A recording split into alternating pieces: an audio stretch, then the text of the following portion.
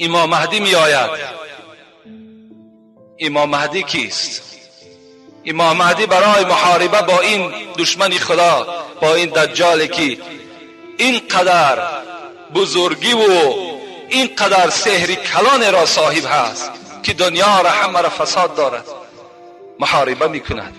امام مهدی را ام سلمه میگوید پیغمبر خدا گفتند المهدی من عترتی من ولد فاطمه، مهدی این از اولاد من است، از فرزندهای فاطمه است. این از پشت امام حسن است، از فرزندهای امام حسن به دنیا می آید.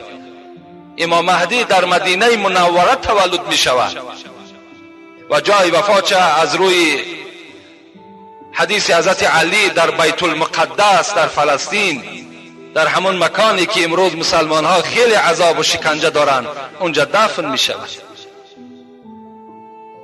رسول اکرم گفتن لا تذهب الدنیا حتی یملک العرب رجل من اهل بیته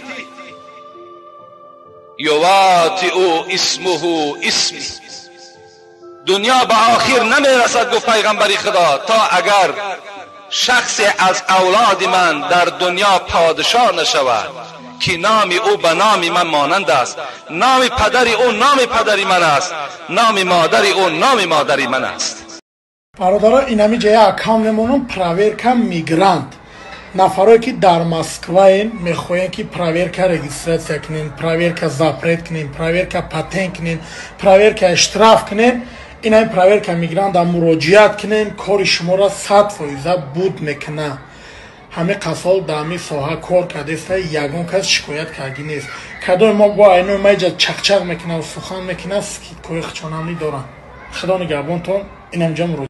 داروخانه شفافرما داروهای طبیعی را به شما پیشنهاد میکند. سامیون وان برای شخصانی که خراب هستند و میخواهند وزن گیرند. ام پلوس اپیمدیوم برای با قوت شدن، خوب کردن گردش خون، برای طولانی کردن همخوابگی. ماس پیگمنتو برای کسلی های پسریاز و سفید شوی پوست. بین داکس برای ریزانیدن کرم های معده و روده. مینوکسیدیل برای برآوردن ریش و موی سر. کرم فرانک برای دراز نمودن مهلت همخوابگی. ماسلا خیلب برای ریزانیدن سنگ های گرده و تبابت آن. فات زورب برای کم کردن وزن زیادتی. السلام علیکم دوستان عزیز. آیا شما برای گذشتن از سرحد دشواری میکشید؟ مهلت حجت‌هایتان به آخر رسیده است. پس من برای شما خدمت رسانی شرکت نور محمد را پیشنهاد میکنم. با ماشین‌های نو و زمانوی، با باوری و اعتماد کامل، توسط رانندگان مرد و زن، شما را از منزل استقامتیتان تا خط سرحد برده برای عبور مرز مساعدت می نمایند. یادآور می شویم که اگر شما از نام شبکه حاجی میرزا مراجعت نمایید، برایتان تخفیف ارائه کرده می شود. رقم ها برای تماس جمع 7 926 319 59 61. نام پدر او نام پدری من است، نام مادر او نام مادری من است. این مهدی الحال نبرآمده است.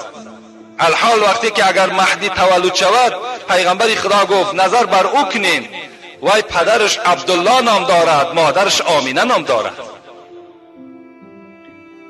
یملأ الارض قسطا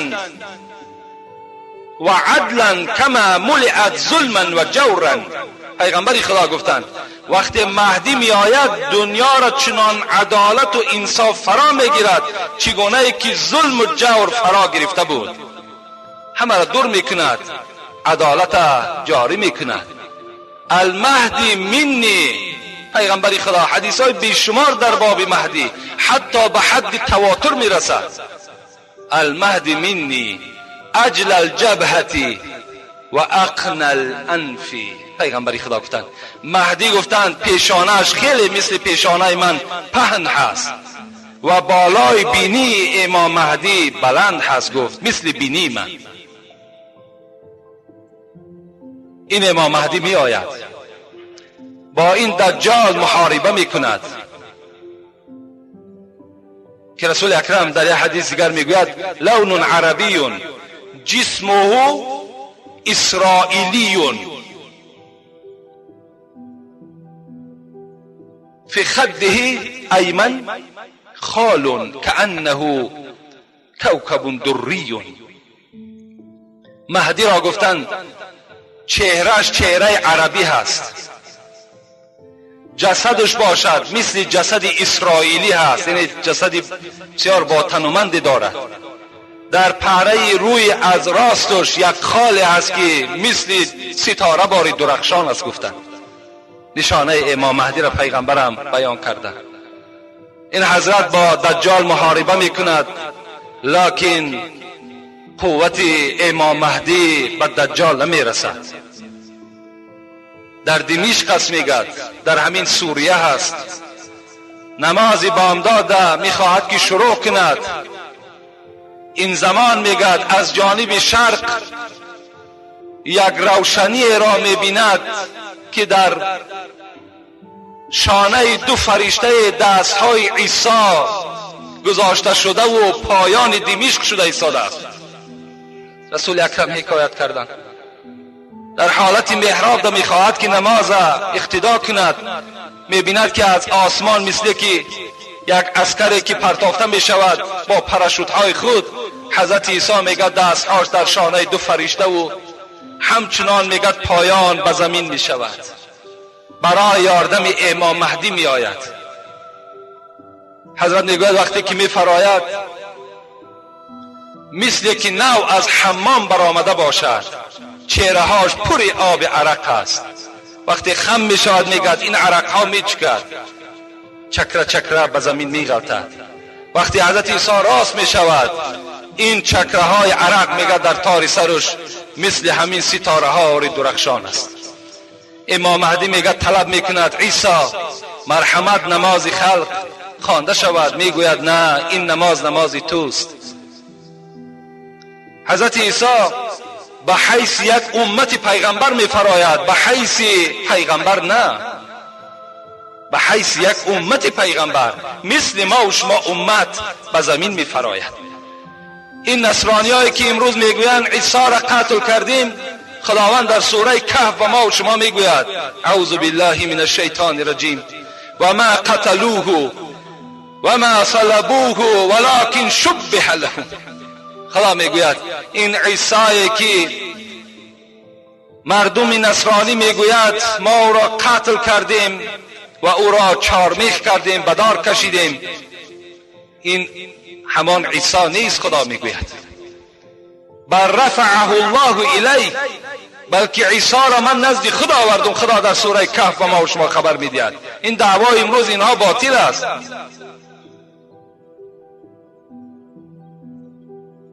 وقتی که میگه حضرت عیسی یکی از قومهای خودش یهودی بود، نامش مفسرای را بیان کردگی هستند، نامش یهودی بود، میگد مکر کرد، فریب کرد، عیسی را به یک خانه آورد با همراهی 12 نفر از قومش. در همون خانه اونها را جا کرد و رفت مردم یهود خبر داد که عیسی در فلان خانه یک جای نشستند. این حکایه قرآنی است. مرحمت رفته و یک قتل کنید. اونها میگه وقتی که برای قتل حضرت عیسی می آیند به همون خانه که حضرت عیسی در همون داخل است و مکرو، خدا را بینین در سوره آل عمران است، و مکرو و مکر الله والله خیر الماکرین. این مکر کرد، میگد این یهودی مکر کرد، آورد عیسی را در این خانه داخل کرد. بر او کس خبر نداد بر عیسی که الحال در اطراف خانه مردم بسیار احاطه کردند و تو را نیت قتل دارند، بلکه وی را به دیگر راهها به این خانه آورد تا که در عذاب اینها گرفتارش کند. این مکر کرد. خدا میگوید مکر کرد، من هم مکر کردم، لیکن من بهترین مکر کننده هستم. خداوند میگوید همون یهودی که مکر کرده آورده بود وقتی در خانه می درآید، خداوند میگوید صورت همون عیسی را در صورت همون یهودی میپرتاید و عیسی را نزد خودش میبردارد. وقتی بیرون میبراید مردم یهودی میبینند که در چهره وی صورت عیسی است، همون به قتل میرساند. شما مکر کردین. خدا میگوید من بهترین مکر کننده ها هستم. راه بد مرو که بد افتی، چاه در راه مکن که خود افتی. خداوند عیسی را برداشته به آسمان برده بود. همون زمانی که دجال می براید، برای یاردم عیسی چیکار میکند؟ برای یاردم حضرت مهدی این عیسی را پایان میکند.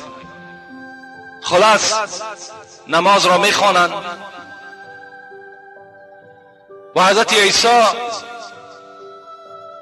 چنان معجزه داشتند که نفسش مثل همان گازهایی که آدم را در حال نابود میکند مثل همون است. میگوید نفسی او را وقتی که بعد مشام کافر میرسد همون زمان به هلاکت میرسد. حضرت عیسی وقتی بیرون از همون مسجد که در احاطه دجال است، همون دمشق میگن، همون امام مهدی را در همون صورتی که حضرت عیسی فرآمده بود اون زمان میگه در احاطه دجال بود. دجال میخواست که این مهدی را همراه قومش نابود کند. وقتی حضرت عیسی که میبراید بیرون، چشم مبارکش به هر یک کافر میرسد، نفس مبارکش به هر یک کافر که میرسد همون زمان هلاک میشود.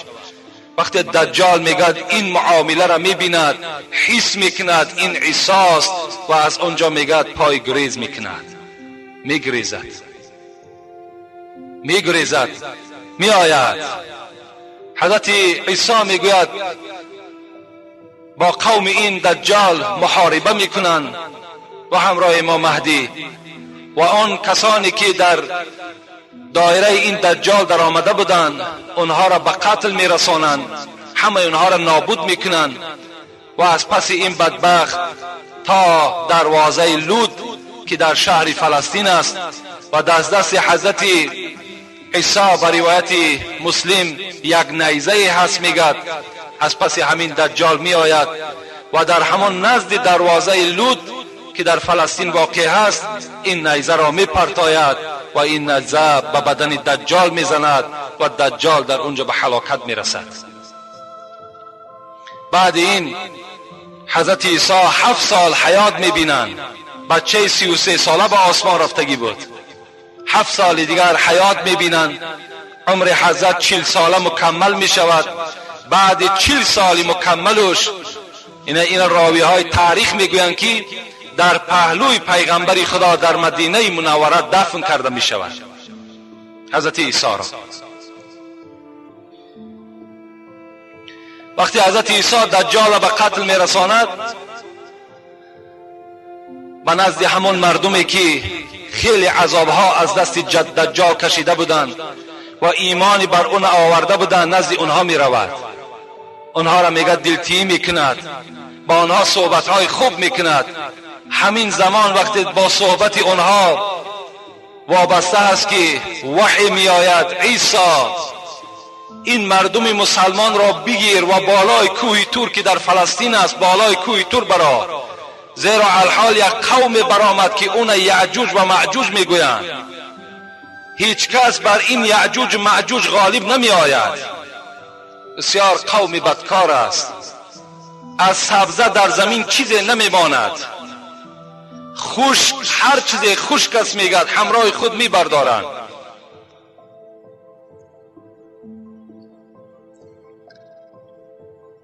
حضرت عیسی این قوم میگیرد و بالای کوه تور میبراید. این یعجوج و معجوج که قصه این هم در سوره کهف است، این به قصه های حضرت اسکندر ذوالقرنین وابستگی دارد. حضرت اسکندر ذوالقرنین را که شخصیتش از کجا بودنش در یگان نص قرآنی آمدگی نیست. یعنی در قرآن از شخصیت اسکندر این ذوالقرنین چیزی خبر نه آمده است که وای از کجاست و کدام آدم است. لکن صاحب تفسیر انوار القرآن میگوید این همان اسکندر مکدانی است که دنیا را تسخیر کردند. لکن این قوم میگد اشکال برای ما آورد، زیرا اسکندر مکدانی کافر بود و شاگرد ارسطو بود، شاگرد افلاطون یا اریستاتل بود. اون کافر بود. میگویند نه این یک لقب اسکندر رومی گذشتگی بود، این لقب ذوالقرنین از همان در این شخص ماندگی است. بعضی ها میگن نه، میگن یک پادشاه مسلمانی بود لقبش به همین اسکندر ذوالقرنین آمده رسید. تفسیر کابلی میگوید مادامی که از مشرق و مغرب که این اسکندر سیر کی کردگی بود، از این خاطر وی ذوالقرنین میگویند، از این خاطر وی را ذوالقرنین میگویند. لکن بعضی مفسرها بر اینند، بر چی هستند؟ میگویند که تفسیر الاساس میگوید این اسکندر همان کوروش کبیر است که در عصر 6 پیش از میلاد، الحال 2004 است، 2004 از میلاد حضرت عیسی تا این جانب، پیش از این در عصر 6 این اسکندر میگد کوروش کبیر است. زیرا میگد ما یک تمثال یا یک هیکل در ایران یافتیم که 2 شاخ داشت و 2 پر داشت. این ذوالقرنین گفته شخصی را میگویند که صاحب 2 قرن، صاحب 2 شاخ است، این همان کوروش کبیر است. یعنی در این مفسرها هر خیل اختلاف های زیاد آوردن، لکن شخصیتش برای شما باز خبر میدهم. در قرآن چیزی گفته نشده است. ما باید که یعنی هرچی مفسرها هم گفتند، ما با این اسکندر ایمان داریم، این قصه قرآنی است، باید که ما فقط عبرت گیریم. فقط اینش هم مفسرها هم گفتند که این از قوم حضرت ابراهیم است که با دعای حضرت ابراهیم، با این نتیجه که از غرب تا مشرق همه را سیاحت کردند و همه را گشتند، این از دعای حضرت ابراهیم بر اون نصیب شد. وقتی همین در یک موضع رسیدند که اون موضع را الحال مفسرها میگویند همین کوههای بلند کوکز است، یا بعضی ها میگویند نه بین ارمنستان و بین آذربایجان است، بعضی ها میگویند نه بین ترمیز و بین هند است. علل خصوص هر گونه مفسرها بیان کردند. این حضرت وقتی که در اونجا میرسد حضرت اسکندر، یک قوم مسلمانی میگوید یک ترجمانی دارند، میآید با حضرت ذوالقرنین صحبت میکنند که از جانب همین دره به ما یک قومی هست که آزار زیاد میدهد، چی خوب میشود که همین بین شما دیوال کنید. یعنی در 2 طرف میگد کوههای خیلی بلندی بود که این یعجوج و معجوج به اونجا برآمده نمیتونست، و بین او را من خلاص برای شما گپ میزنم، بین او را میگد حضرت اسکندر با آهن بندی چیکار میکند؟ با آهن بندی دیوال میکند که این دیوال حتی در عصر 15 هم صاحب تفسیر انوار قرآن میگوید این یک کشفیات پیدا کرد که باب الحدید نامش گذاشتند، این در پس دریای امو دریا هست. ای خداوند داناست، در کجایی که نباشد قصه قرآنی است، ما به این ایمان داریم. و روز می شود که این یعجوج و معجوج از پس این دیوالی که حضرت اسکندر کردند اونها بیرون می شود. و همان روز وقتی که بیرون می شدند، ما قصه را تا اینجا آوردیم، یعنی تمام زمین فساد میکنن، همه را میخورن، همه را نابود میکنن. حتی رسول اکرم گفتن یک کله گوساله 100 تنگه طلا قدر پیدا میکند، هیچ چیز در هیچ جا نمیماند. حضرت عیسی غمگین میشود، میگوید خدایا، میگوید این قوم نابود کن تا که از عذاب اینها ما در امان بمانیم. خداوند دعای حضرت عیسی را قبول میکند و یک کرم نغف میگوید، در لفظ حدیث میآید فیرسل الله الیهم النغف فی اعناقهم، یک کرم را که در بینی حیوانها یا از گوسفند و از شتر در ذکر کردن می شود، یک کرم سفیدی هست و میگه خداوند روان میکند در گردن هر کدام او که میزند همون زمان وی نابود می شود. حضرت عیسی خداوند امرش میکند پایان می شود، میآید نگاه میکند که هیچ مکانی خالی از این یعجوج و معجوج نیست، همه هلاک شدند. دعا میکند زمین ها همه بو میگیرند، خدایا این قوم بدبو را از روی زمین بردار. خداوند میگوید در اینجا یک پرنده هایی که مثل گردن اشتر دارند میگد روان میکند و این جسدها را از اینجا میبردارند و در جایی که خدا خواسته باشد برده میپرتایند. و بعد این گفتند پیغمبری خدا چنان سیری و چنان پوری می شود که حتی یک دانه انگور برای یک محله کفایت میکند. رسول الله گفتند یک گاوی شیرته گفتند برای یک قشلاق کلان شیرش کفایت میکند. اینقدر سیری می شود. بعد 7 سال که حضرت عیسی زندگی میکنند از دنیا میگذرند و یبقى شرار الناس یتحارجون فیها تحارج الحمر و علیهم تقوم الساعه. پیغمبر خدا اینجا سخن انجام دادن، گفتن بعد حضرت عیسی چنان یک قوم بدکار باقی میماند در روی زمین. یتحارجون بسیار کلمه غلیظ است که در کوچه ها چگونه که یک خر بالای خر دیگر میپرد، این انسان ها در قد کوچه همون عمل های خر انجام میدهند. در قد کوچه در نزد چشم مردم آزاد چکار میکنند؟ با یک دیگر همین معامله را میکنند. کما تحارج الحمر، مثل خرها چگونه که پیغمبر گفت بالا یک دیگر میپرند، این مرد و این زنهای بدکار اون زمان این عمل را انجام میدن. و علیهم تقوم الساعه. پیغمبر خدا گفت قیامتی که اینقدر دهشت دارد بالای انا همین قوم در نازل میشود. مؤمن ها قیامت نمیبینند، مسلمان ها این دهشت قیامت نمیبینند، مگر این دهشت گو خداوند انا همین قوم بدکار بالای اینها قیامت قائم میشود. و آخر دعوانا ان الحمد لله رب العالمین. فکر میکنم البته اگر چند مختصر در این بابم برای شما صحبت ها کردیم، لکن باز گشته میگم برای شما، میگویم که اینها یگان افسانه نبودند، بلکه اینها به خودشان حقیقت دارند. اینها را پیغمبر خدا برای ما و شما خبر دادند که زمان می شود که این گونه علامت ها ظاهر می شود و بعد این چی می شود؟ قیامت قائم می شود. رسول اکرم همراه حضرت عمر و چند یار خود وقتی که به نزد ابن صیاد رفتند، ابن صیاد با کودک ها بازی داشت. خود کودک بود، نابالغ بود، شاید 10 ساله بود، شاید 11 ساله بچه بود. فلم یشعر، وای حس نکرد که در پشت این ابن صیاد این بچه صیاد بود، لکن خود نام این بچه صاف نام داشت. حس نکرد در پشتش پیغمبر خدا ایستاده است. حضرت عبدالله میگوید حتی ضرب رسول الله صلی الله علیه و سلم بیده زهره.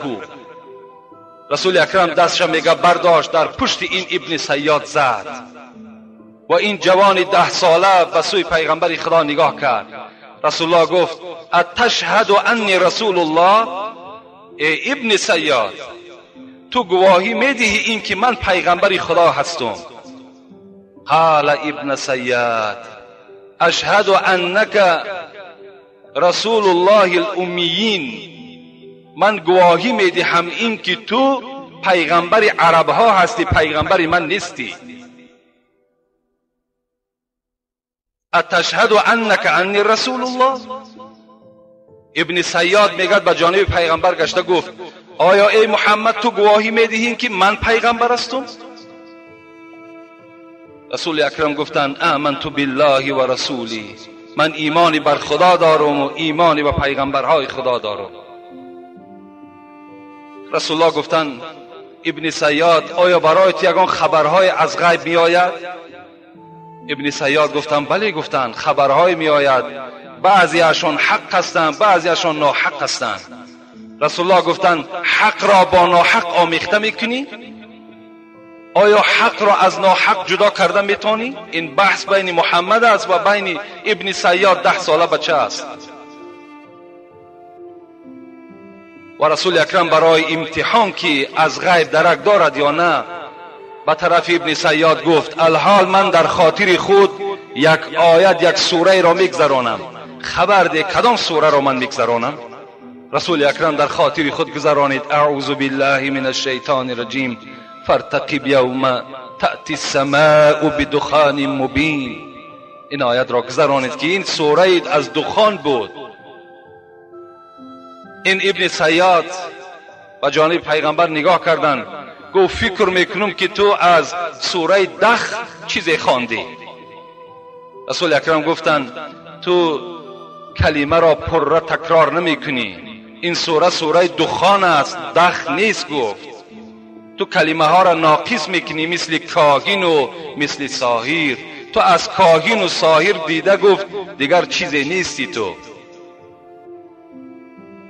و رسول اکرم و جانب او نگاه میکرد. عمر چی گفتند؟ ایذن لی فیه اضرب عنقه. پیغمبر خدا اجازت نمیدهی که این جوان را الحال به کارد خود گردن وی جدا کنم. رسول اکرم چی گفتند؟ یکنه فلا تسلط علیه.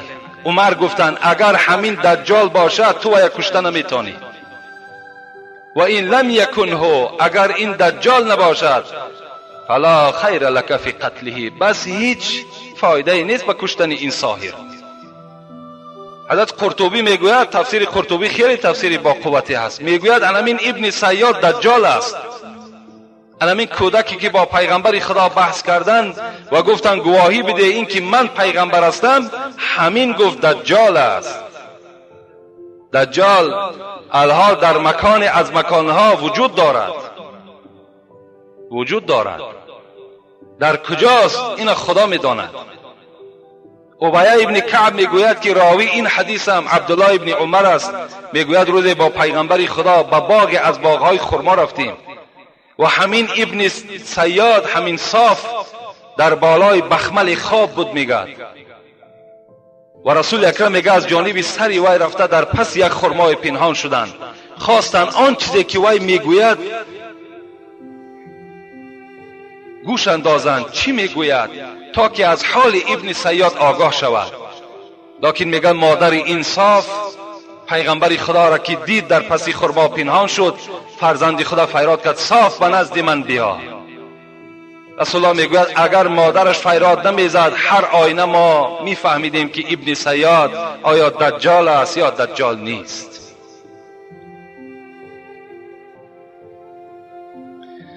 صحابه پیغمبر خدا میگویند روز پیغمبر خدا بالای منبر برآمدند و چنان یک تصویر از آمدن دجال کردن، چنان یک خوب بیان کردن حتی که ما ترسیدیم از مسجد بیرون شویم. فکر کردیم که در بیرون مسجد دجال منتظر ماست. البته پیغمبر خدا چنان فصاحتی داشتند، یک گپ را میگوید در حدیثات تا 2 بار 3 بار تکرار میکرد تا که انسان فهم کند، بفهمد. چند روز از بین میگذشت، صحابه ها غمگین بودند. پیغمبر خدا از آنها پرسید چرا غمگین هستین؟ از چه حالت؟ گفتند پیغمبر خدا از روزی که دجال را برای ما خبر دادی، آمدن او را برای ما آگاه کردی، عملهای او را ما فهمیدیم، یک وهم بر بالای ما آمدگی هست که حتی گمان میکنیم یا این ساعت یا ساعت دیگر دجال بالای ما هجوم میکند. رسول اکرم گفتند ای اصحاب من، تا زمانی که من در بین شما هستم شما از دجال نترسید، زیرا اگر دجال این لحظه ها برآید این بدبخت من با او مقابله میکنم و یا من شکست میدهم. لیکن رسول اکرم چی گفتند؟ این مما اخاف علیکم من بعد من زهرت دنیا و زینتها.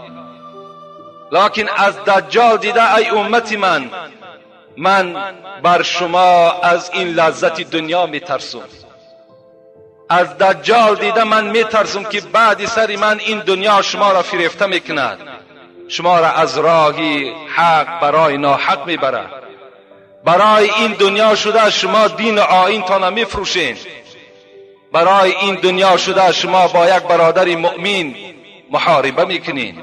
این معجزه پیغمبر بود وقتی رسول اکرم از دنیا گذشتند فتنه ها سر شد، جنگ ها بین مسلمان ها شروع شد، صدها هزار صحابه های پیغمبر بین مسلمان ها بین یکدیگر کشته می شدند.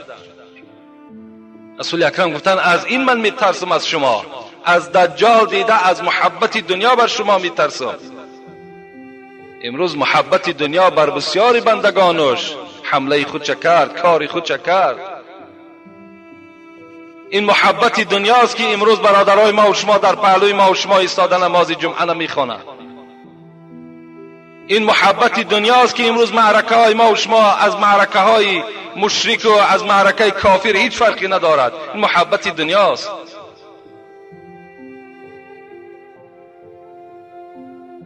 غیر الدجال اخفف علیکم من الدجال الائمه المضلین. ای امتی من، از دجال دیده من گفت از دیگر دجال ها می ترسم. این کلام دجال هاست، پیشواهایی که مردم گمراه میکنند، از اونها می ترسم.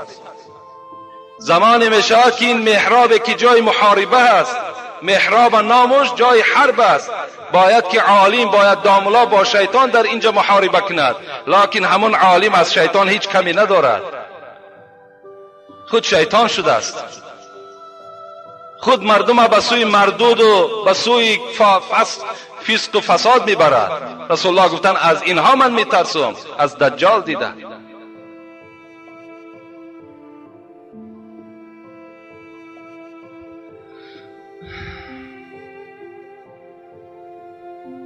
دجال رسول اکرم بیان کردند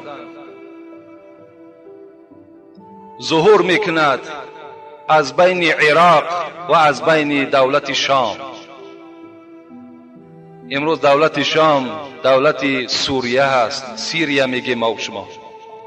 از بین همین دولت شام و از بین دولت عراق این دجال میبراید. رسول الله گفتند وقتی که این دجال، این فساد کننده عالم میبراید، خیلی جوانی تنومنده هست و موی سر او جنگیله هست. دعوا میکند، میگوید من خدای یک و یگانه هستم و انه اعور. پیغمبر خدا گفتند ای امتان من، تمام شکل و خصلت‌های دجال را برای شما چنان معین و چنان خبر میدهم که هیچ پیغمبری مثل من بر شما خبر دادگی نیست.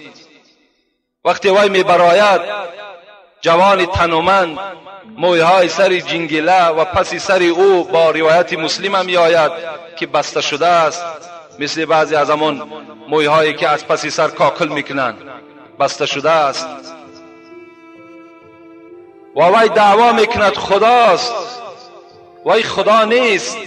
انه اعور، وی کور است، یک چشمی راستش کور است. و ان الله لیس باعور، پیغمبر میگوید حالان که خدای شما کور نیست، این کور است. مکتوب بین عینی کافر، پیغمبر خدا گفتن بین دو چشمش با حرف های کلانی که خواه با سواد باشین خواه بی سواد باشین نویسانده شده است همین مرد کافر است. بر روایت دیگر می آید که 3 حرف نویسانده شده است، کاف، ف، ر، خودش کافر می دهد، تا که شما بشناسین این همان دجال است. دنیا را فساد می کند. هر محله که داخل می شود زنهای اونها را تجاوز می کند، فرزندهای اونها را گمراه می کند و به سوی خود دعوت می کند. اونها در حال قبول می کنند. گفت پیغمبر برای چی؟ برای که در پهلوی راستش میگه جنت دارد، در پهلوی چپش میگه دوزخ دارد. مثل که شما امروز آینه نیلگون را نظر میکنین، تمام صورتها را میبینین، در پهلوی وی میگه آشکارا شما همون باغها شو در این طرف عذاب آتش میبینید.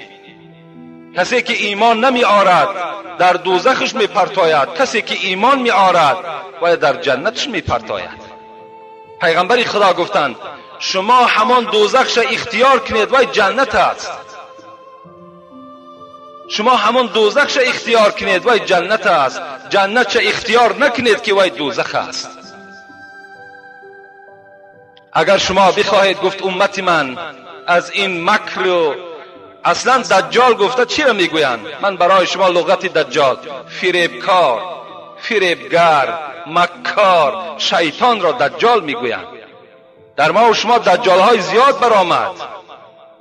مردم از راه اسلام و خدا ترسی پس گرداندند، اونها هم دجال ها بودند. حتی رسول اکرم گفتند لن تقوم ساعت حتی یبعث دجالون کذابون قریبا من 30 کلهم یزعم انه رسول الله. تا این دجال کلانی 30 دجال دیگر گفت پیغمبری خدا می براید که هر کدامی او دعوا میکنن که ما پیغمبری خدا هستیم، حال آنکه اونها پیغمبر نیستن، اونها دجال هستند. دجال های زیاد ما و شما، خدا را شکر که ما و شما چندین دجال ها را زیر خاک در دوزخ سپاریدیم. باز دجال های دیگر امروز در دولت های غرب حکمرانی دارند، اینا هم دجال هستند.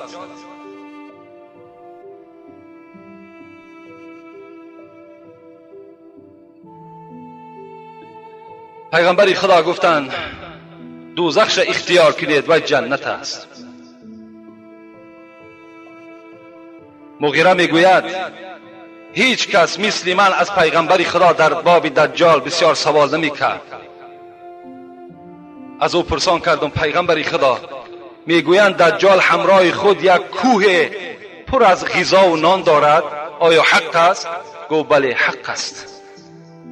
وای به منزله یک کوه چی دارد؟ از غذا، از خوردنی ها دارد.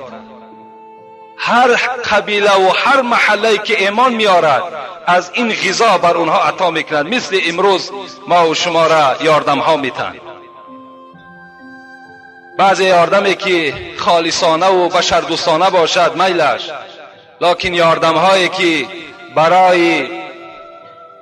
برای تبلیغ دین نصرانی و دین یهودی باشد او حرام برای ما و شماست. خدایا از این ما به سوی تو پناه طلب میکنیم. کوهی از غذا دارد. ایمان میاری مرحمت گیر، ایمان نمیاری در دوزخ قتلت میکنن میپرتاید. هر جایی که ایمان میارد میگد اون سرزمین همه سبزگار میشود، تمامی میوه ها میوه میاندازند. دجال آسمان امر میکرده است ببار، میباریده است. زمین را میگفته است برویان.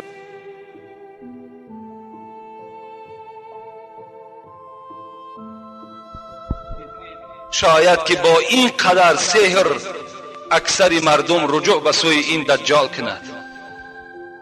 امروز بسیاری از جوانای ما و شما که از گفتن هم مانده شدیم یک فالبین باور میکند. پس دجال به این قدر بزرگی و به این قدر سحر و جادو و چل باور نمیکند. باور میکند که این همون خداست. نعوذ بالله.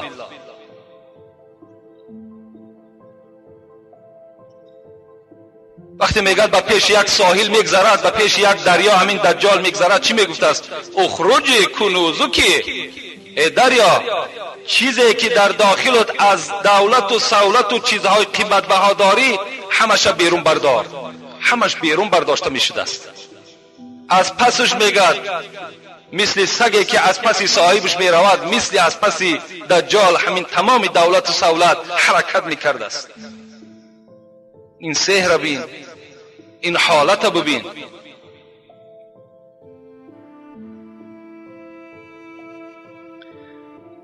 مغیره میگوید پرسان کردم پیغمبری خدا این با این قدر سحر کلان شما گفته تمام دنیا را دور میزند غیر مکه و غیر مدینه، تمام درآمدگاه های مکه و مدینه از فرشته ها خداوند پاسبان میگذاشته است. این بدبخت در این دو شهر پاکیزه داخل شدن نمیتونست است. دیگر تمام جا در داخل می شده است. رسول الله حرکتش چگونه هست؟ پیغمبر گفتند چگونه که از پس یک ابر بهاری باد سخت میوزد، ابر چگونه حرکت میکند، این دجال حرکتش همچنان است. رسول الله گفتند، از رسول الله سوال کردند با این قدر فساد و با این قدر سحری که دارد حیاتش چند روز است؟ چند روز حیات داشته باشد؟ رسول الله گفتند 40 روز. همگی 40 روز در روی دنیا گفتیم باقی میماند. برادرای عزیز، این افسانه نه، این حکایه نیست، این حقیقت است از پیغمبری صادق، از پیغمبری که خداوند در سوره نجم او را بیان میکند و ما ینطق عن الهوى ان هو الا وحی یوحى. این محمدی که در بین شماست هیچ سخن نمیگوید تا اگر من بر او کس فرمان ندهم. این پیغمبر سخنی مرا میگوید، وای افسانه برای شما نمیگوید. 40 روز گفت در روی زمین حیات دارد. لکن رسول الله بیان کردند یکم روزش گفت مثل سال است. یک روزی اولش گفتند مثل گویا که یک سال، چگونه ای که ما و شما 365 روز در یک سال حیات داریم، مثل همین دراز میکشد. دویم روزش پیغمبری خدا گفتند مثل یک ماه است. سوم روزش گفتند مثل یک هفته است. باقی 37 روزش مثل روزهای ما و شماست. گفت همگی حساب کردم 1 سال و 2 ماه و 14 روز را تشکیل میداد است. دجال در روی این زمین 1 سال و 2 ماه و 14 روز حیات میدید است. در این 1 سال و 2 ماه و 14 روز تمام دنیا را فساد میکند، تمام دنیا را فساد میکند. وقتی میگد میآید در ریگزارهای مدینه، ریگزارهای مدینه در وقتی که میرسد، مادامی که برای دجال داخل شدن مکه و مدینه هیچ شرایطی ندارد، زیرا فرشته ها در پاسبانی این 2 شهر مقدس ایستادگی هستند، میگوید مکه و مدینه 3 بار زمین جنبی سخت می شود. تمام کافرها میگد گمان میکنند که این زمان یا زمان دیگر این شهرها بالای اونها چپه می شود و اونها از این مکان چکار میکنند؟ از این مکان بیرون میبرایند. کافر و منافق همه بیرون از مدینه و مکه میشوند و به نزد دجال آمده ایمان میارند. مکه و مدینه خالی از منافق و از کافر میشود. در داخلش فقط مؤمنها و مسلمانهای حقانی میمانند و دیگر اینها را چکار میکند؟ خداوند جداشون میکند. امروز شما اگر مکه و مدینه سفر کنید، بعضی از حاجی هایی که نام حاجگی را حرام کردگی هستند اونها را میبینیم که در این سرزمین های مقدس با همون عملهای منافقی و کافری خودشان با تمامی کردارهای ناخوب دست زده ایستادند، لیکن ما و شما آنها را نمیشناسیم. کدامش کافر، کدامش منافق است. خر عیسی گر برش به مکه، گرچه آید هنوز خر باشد. عاقلان این سخن نکو دانند، زاده خر همیشه خر باشد. البته آدم ناپاک، آدمی که به قدر حج نمیرسد، به قدر اون مکان مقدس نمیرسد، وقتی بیاید همون خر است.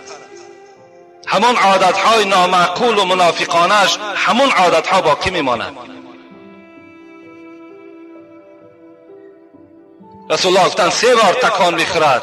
این 3 بار مثل که از ایلک چگونه ای که آرد بیخته می شود و چرکی او جدا کرده می شود، این چرک ها همه به نزد دجال می آیند و به دجال ایمان می آرند. حتی رسول اکرم گفتند از همین مدینه یک جوان گفتند نزد همین دجال می آید. پاسبان های دجال این جوان می بینند، می گویند آیا به خدای ما ایمان می آری؟ می گوید نه، من بر خدای شما ایمان نمی آرم. آنها این جوان می‌دارند و نزد خدای خود دجال می‌برند. دجال وقتی این جوان می‌بیند میگوید بر من ایمان می‌آری؟ اتؤمنو بی؟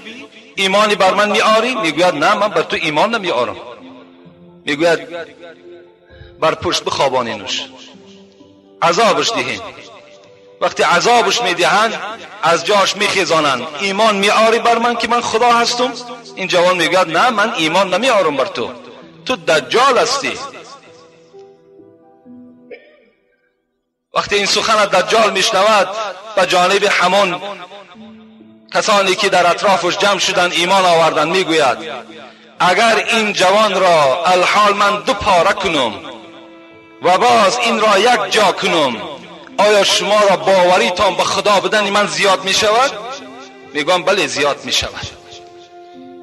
جوان به پشت می خوابانند. رسول اکرم حکایت دارد و از تاری سرش میگه دجال تا پایانی پا 2 پاره میکنه و باز فرمان میدهد قم، خیز از جات.